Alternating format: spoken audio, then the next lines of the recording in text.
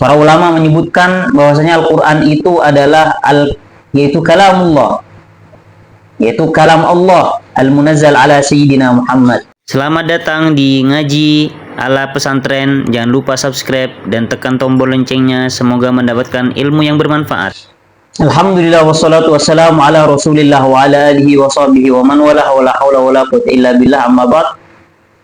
Para ikhwan yang dirahmati oleh Allah Subhanahu wa taala, kita sudah berada di episode yang ketiga. Kali ini kita akan membahas tentang definisi Al-Quran di dalam ilmu tafsir.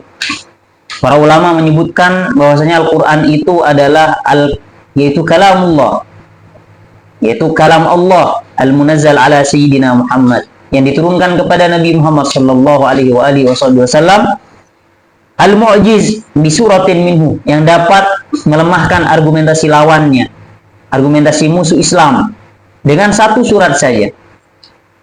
Al-muta'abbad bitilawati, sebagian para ulama menambahkan definisi ini, al-muta'abbad bitilawati, yang bagi para pembacanya itu akan mendapatkan pahala. Kita akan membahas tentang definisi Al-Quran ini. Yang pertama adalah kalamullah al-munazzal ala sayyidina Muhammad. Al-Quran itu adalah kalam Allah yang diturunkan kepada Nabi Muhammad SAW. Tentu ini mengeluarkan kepada kalamullah yang diturunkan kepada nabi-nabi yang lain selain Nabi Muhammad, seperti suhufi Sif, yaitu kitab atau kalamullah yang diturunkan kepada Nabi Sif. Lalu suhufi Ibrahim, kalamullah yang diturunkan kepada Nabiullah Ibrahim. Taurat yang diturunkan kepada Nabi Musa, kemudian Zabur yang diturunkan kepada Nabi Daud, lalu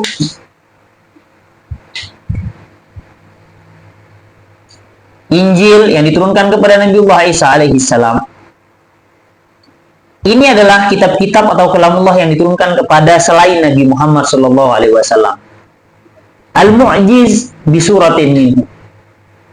Al-Quran ini adalah kalamullah yang dapat melemahkan argumentasi lawan, bisa mematahkan hujjah, dalil dari lawan Islam, sebagaimana yang disebutkan oleh Al-Quran, kuntum fi raibin mimma nazzalna ala abdina fa'tu bi suratin min mithli. Kalian yang ragu terhadap kebenaran Al-Quran, yang meragukan bahwa Al-Quran itu adalah firman Allah, kalam Allah, maka fa'tu bi suratin min mithli, datangkan satu surat saja yang sama dengan surat yang paling pendek yang ada di Al-Quran. 3 surat, 3 ayat, satu surat yang paling pendek. Di Al-Quran itu ada 2 surat, yaitu Al-Asr dan juga Al-Kautsar, yang terdiri dari 3 ayat saja.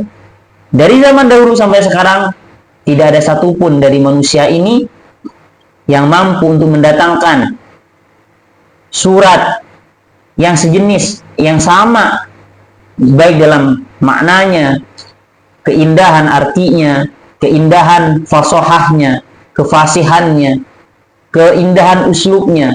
Tidak ada yang mampu menandingi, dan tidak ada yang mampu untuk membuat satu surat seperti surat yang paling pendek yang ada dalam Al-Quran.